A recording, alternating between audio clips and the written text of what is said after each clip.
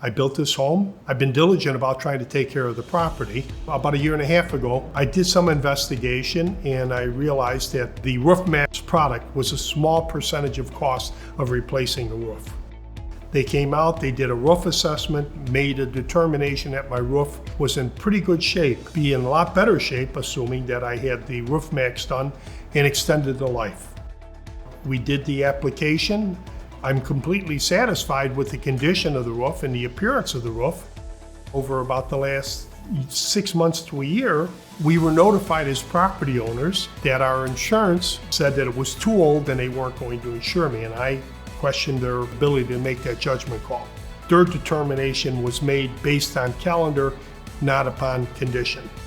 I went back to Roof Maxx and they sent an individual out here to do a comprehensive test. Test was done, showed that my roof was in good shape and did have a substantial life left.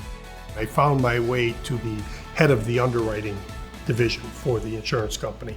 Explained my circumstance. He had, I guess, enlightened himself by reviewing the documents that were sent. He expressed confidence in the Roof Maxx product.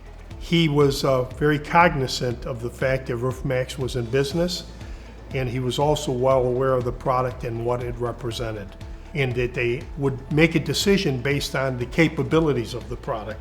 He made a call, and the call was, we feel very comfortable with the fact that we should continue to insure this property. So basically, in conclusion, I have insurance, I have a roof that should perform, and if everything goes as planned, I will face the roof exchange at the time that it should be done, not at the time that someone decided it should be done. This is a product that works and a product that's worthwhile to make the investment in.